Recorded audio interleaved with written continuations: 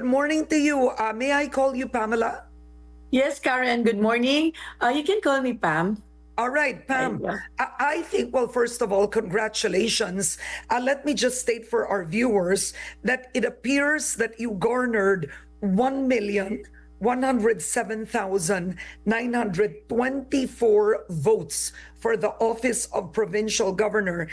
That's the highest number of votes legally cast for that office. So, ang tanong ng marami, eto no, baguhan, si Pamela Baricuatro. Hindi ka naman political dynasty. Hindi ka naman paulit-ulit na tumatakbo. Why do you think did you win? What were the factors? I mean, other than, of course, you were endorsed by former President Rodrigo Duterte, Vice President Sara Duterte. Why do you think did Cebu unseat Gwen Garcia now? Why did you win? I believe, Karen, the people of Cebu really wants change na talaga. You know, they have been there for the longest time, and yet our healthcare problem in Cebu is still, very persistent. So I think yung mga tao ano na talaga, they had enough, I suppose. Oo. So simple, maganda pagkasabi nyo. The people have had enough and they wanted a change. Yeah. But what's interesting is you didn't even want to run for governor at first, right? That's correct. You wanted to run for Congress. Yeah. What happened? How did you end up? Ba't ka naglakas ng loob na, o sige na, labanan ko na lang si Gwen Garcia? Paano nangyari yun? Wow, thank you for asking that. You must be doing your research. You did your research. Actually, if you've heard about Dr. Rowena Borden, she was a good friend of mine, and she was really the one going after the governor now, no? So she was a good friend of mine, and she passed away last year. And talaga, we were a victim of political persecution. So she filed charges against us, cyber libel case. So kaya yun, that's something that prompted me also to run. Parang if they can do it to people like us that we have been contributing to the community, much more to those who have nothing to say. Oo. Pero lakas ng loob pa rin yun, no? So, in other words, you had a friend who passed away, no? Yeah. At siguro sa sama ng loob na rin, sa stress, because of the cases that were filed, no? Yes, sir. And filed ito by Governor Gwen? Yes, that's correct. And ako rin, meron din akong case. Kami dalawa, pinailan kami ng case ng brother niya. So, cyber libel case because of a comment I made on her post. So, kaya yun. Yeah, I am a victim of political persecution. Until now, I'm facing charges.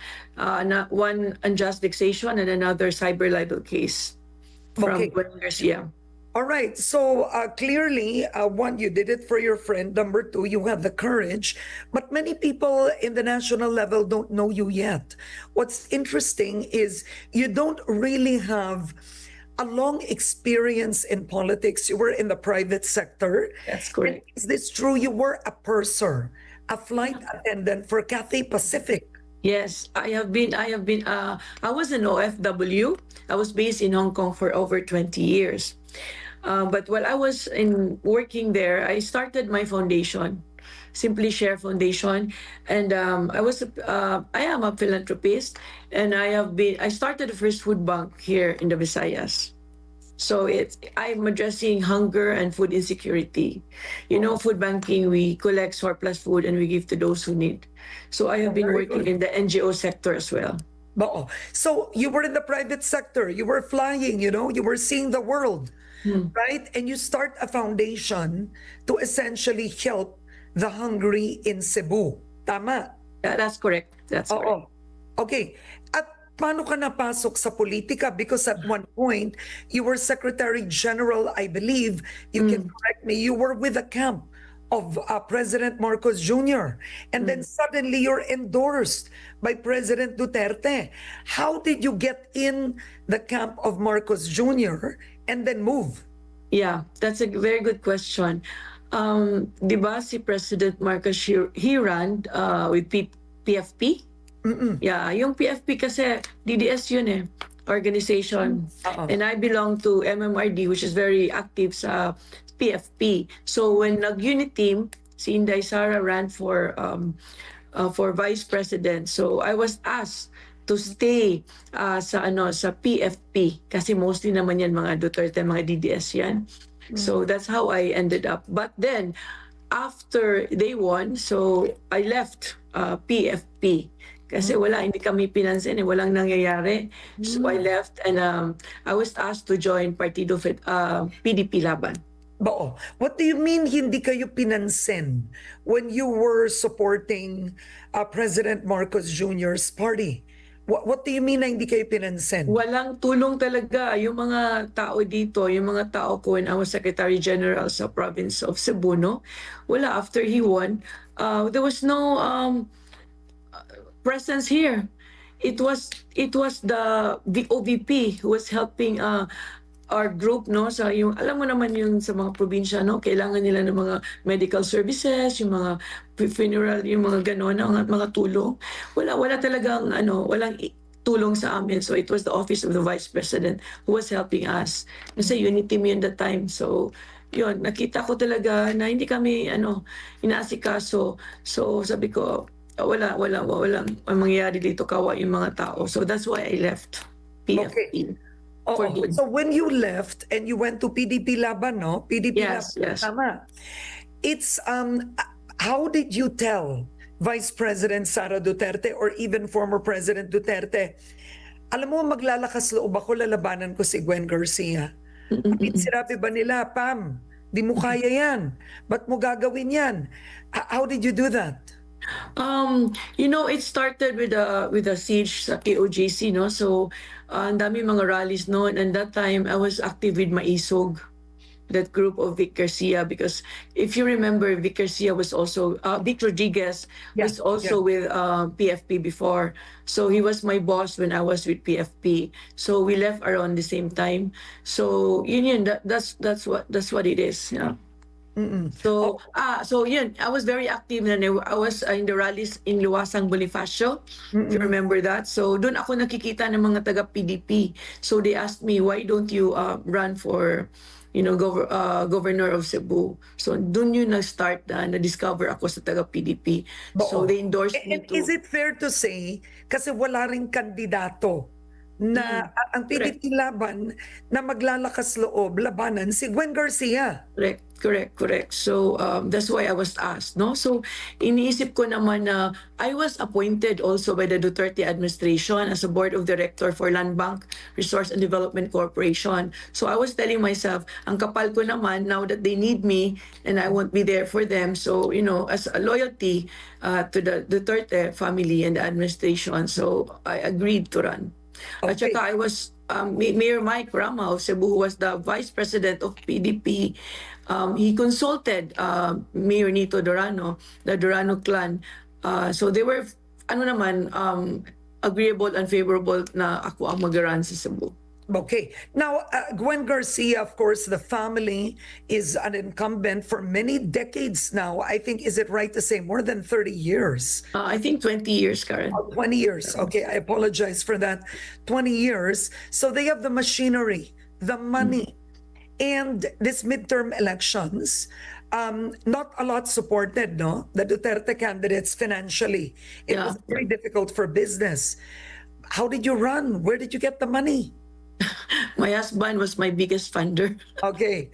I'm just lucky. So, tama pa to. Mayaman po asawa niyo, ma'am. Something like that. Yun na yun. Modesty aside. Pero kinailangan niyo bang, ewan ko, magbenta po ng property? Wala naman. Hindi naman. Wala, nothing like that. Wala akong utang when I finished my campaign. And hindi naman ganun kalaki yung nagasto ko, no? So, compared to my opponent, I heard. So I tried to keep a very lean campaign. And you know why I think this is important? For people to ask candidates and for people to know how much a candidate spent. Kasi kung ang kandidato gagastos ng bilyon-bilyon para manalo, babawiin din nila yan kapag nakaupo na. Correct. That's absolutely correct. Kaya ako talaga hindi ako nang tumatanggap ng mga donations. Yeah, You so did yung not mga donations that fundraise? You didn't fundraise at all? not cash, but yung mga tao, ang daming nag-donate sa akin ng mga tarpaulins, mga t-shirts, yung mga ganun lang, mga paraphernalias for the campaign, but nothing, major. Yeah. Okay, so now you are governor-elect, and of course you were in foundation work for a long time. Itong She Smiles, which is Simply Share.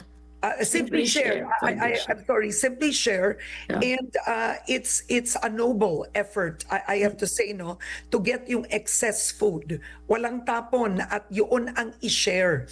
Ano po ang trabaho ng asawa niyo? Oh, my husband is a global strategist. Yeah, he's a global strategist. He's a Harvard and Wharton graduate. But he's retired already. Yeah, he used to work as a global management strategist for Fortune 500 companies. Oo, so may negosyo po ba? Kayong dalawa? Yeah, not now because he's already retired, but we have properties abroad, and yeah, we made some substantial funds when he was working Oo. active So, in very the good. finance. So, kumbaga, transparency dapat, no? So, kumbaga, you both made your wealth and your husband in the private sector. The properties are relatively abroad. You clearly have a home in Yes. Cebu for you to Yes. run. The Yes. question now is this. What kind of leader will you be? You broke a Yeah, Karen, I want to empower, not overpower. Kasi I have the Cebuanos must probably have too much of that. Overpowering and controlling, egocentric, narcissistic leadership. I want to do away from that. Oo. So no more narcissistic leadership. Like, define that. Was Gwen Garcia narcissistic? No, I didn't say that. No, I'm But asking. Is that what you yeah, meant? somehow, because for me, it's not about me. It's not about the governor. It's about the people of Cebu. Kaya my theme of the campaign is "Kamo ang Cebu." You are Cebu. It's not about me. Now, do you plan to conduct formal audits, formal reviews? So the Office of the Ombudsman has suspended actually former Governor Gwen Garcia. This is the third suspension she's had since 2012, which she has defied, right? Complete Yes. defiance. So this is the third. Do you plan to investigate or conduct audits Yes. into okay, go ahead. Which ones? Yeah, that's my intention. No, before I get into the capital, to do audits. Yeah, in capital and also around the municipalities of Cebu, the province of Cebu. Okay. So that, yeah, go ahead, Karen. Sorry. No, please, ma'am, go ahead. Go ahead. Yeah. I want to do that, no, for the sake of transparency and accountability. So dapat before I get into the capital, I would know what I have and what I can work on. Okay. Now, the ombudsman already issued a suspension based on, I believe, one of the rivers, no? Yeah, Doesn't Manana have- Rivers. yeah, that doesn't have an environmental compliance certificate, and yet former Governor Garcia gave a go signal. Disilting po ba yun?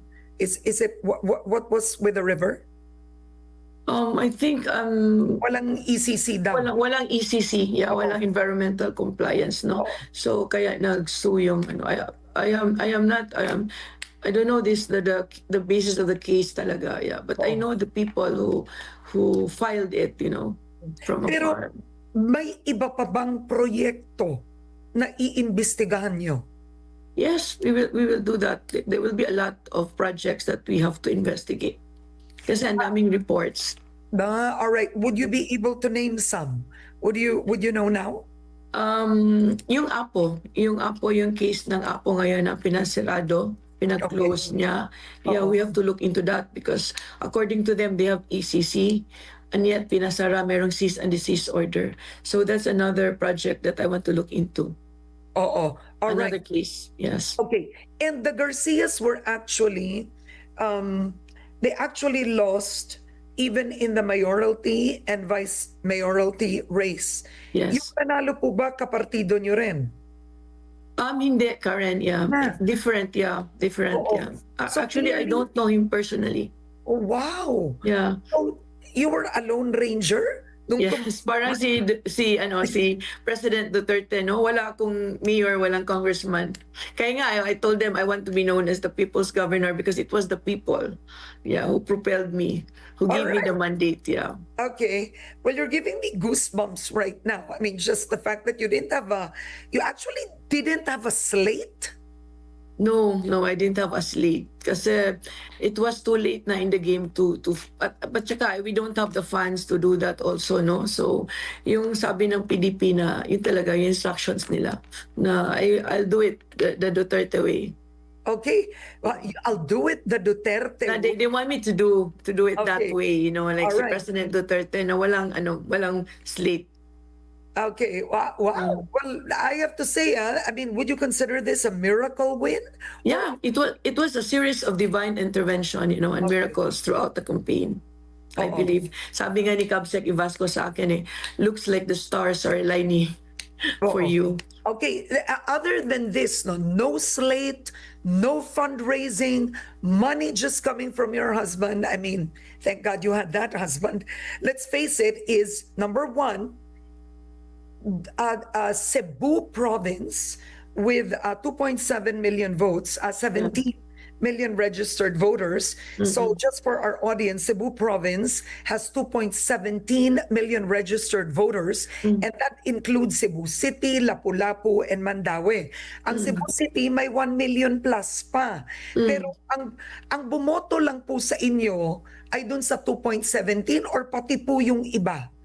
No, yung lang, excluding Lapu-Lapu. Yeah, excluding Lapu-Lapu and Cebu City. So talagang kasi chartered, no? May charter Yeah, may So yun charter ang system. sistema. So ang bumoto lang po sa inyo, Cebu Province. Cebu Pero Province Cebu City, hindi po ninyo under. Hindi, Oo, Karen. pero walang Garcia na doon. Kahit Wala sa na. Cebu City. Yes. Okay, so do you plan to work with the mayor of Cebu City? Are you gonna meet soon? Yes, we in fact we have a meeting tomorrow. Okay. We don't belong to the same party though. Oo. All right. So, Cebu, well, the Visayas voted Duterte. I saw the numbers. The top 5 senators are all Duterte. Yeah. Give me the sentiment of Cebu province. Bakit mga Duterte ang Cebu province? Ano ba nangyari? Nanalo rin naman si BBM doon. Yeah, I think something happened, you know, for the past 3 years na people realized na their lives were better off when it was during the Duterte administration.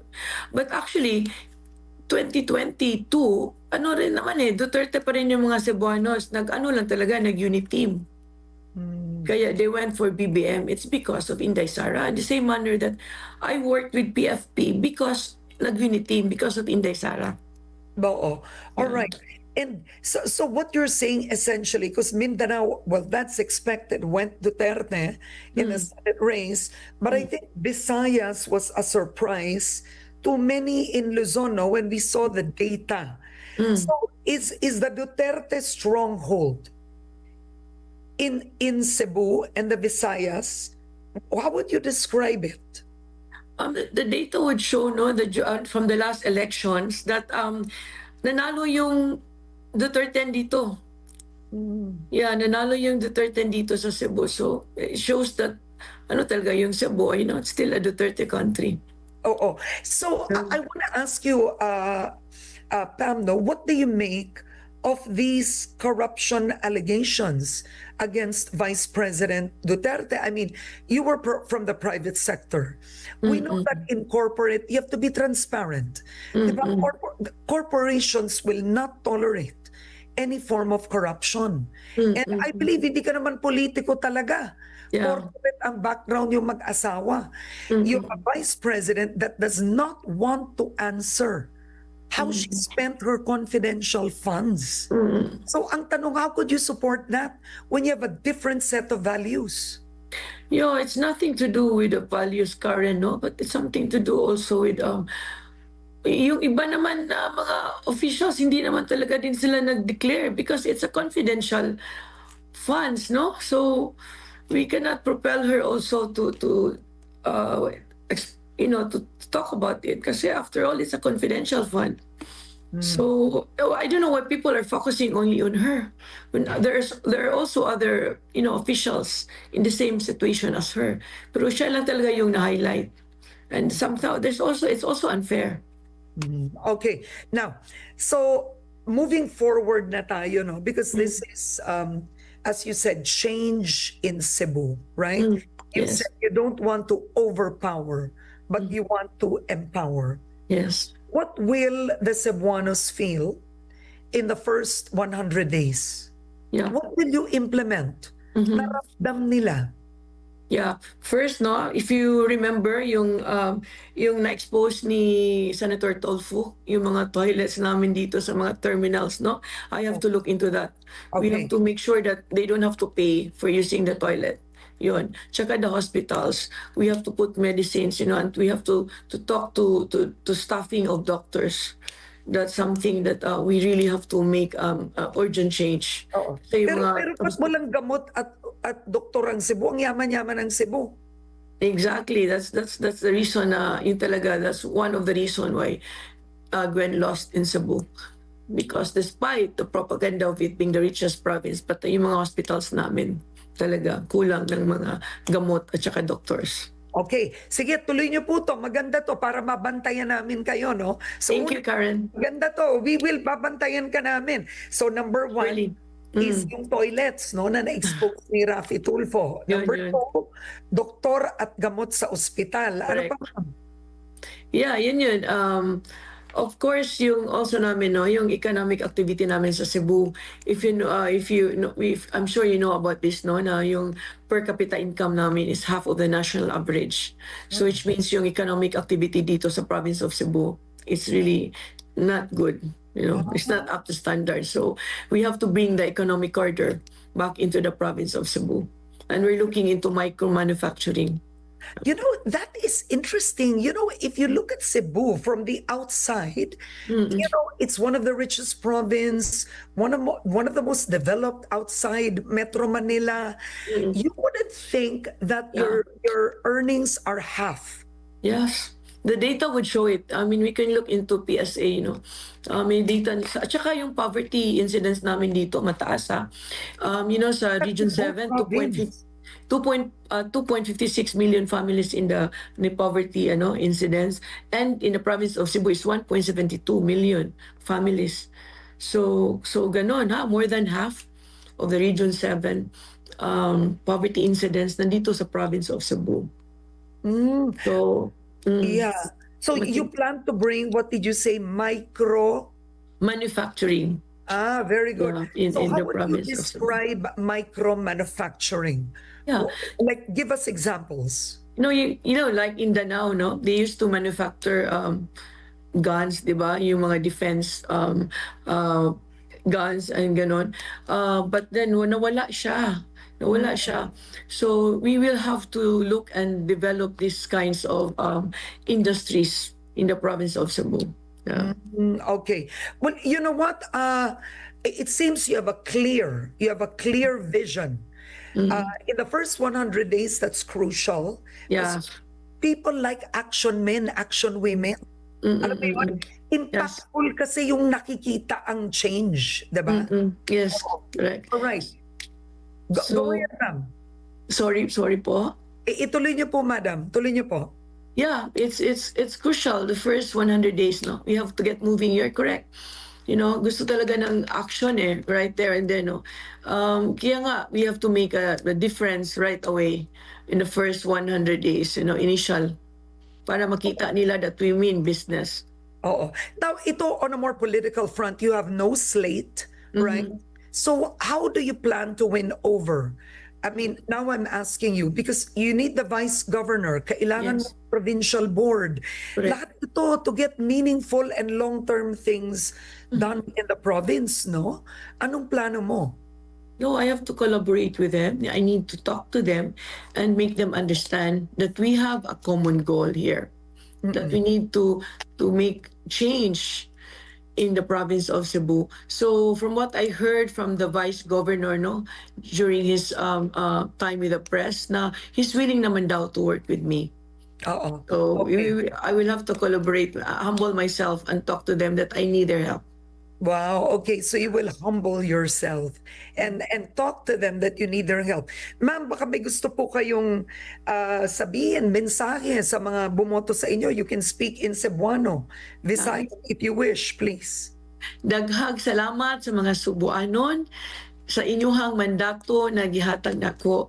You know, my victory is also your victory. So, bikay kamo ang Subo, dili ako. So, I'm looking forward yun na to work for the Cebuano people. Karen, thank you so much. Yeah. All right. Well, you know what? We wish you well and I wish you luck.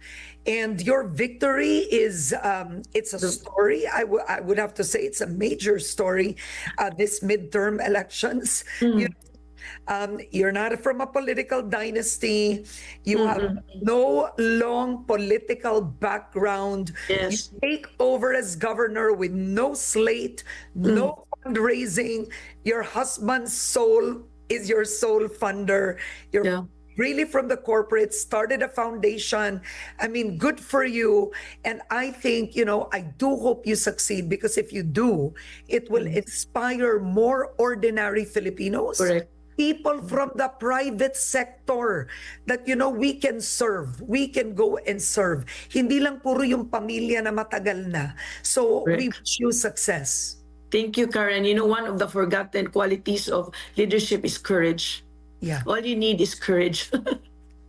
All right. Well, you Thank you have po. it. That's one thing. Thank you so much. Cebu Thank you. Governor-elect Pamela Baricuatro. Thank you, ma'am. Thank you, Karen, for having me. Have a good day. Thank you. Never miss a story. Unlock exclusive access to uninterrupted streaming and premium news content.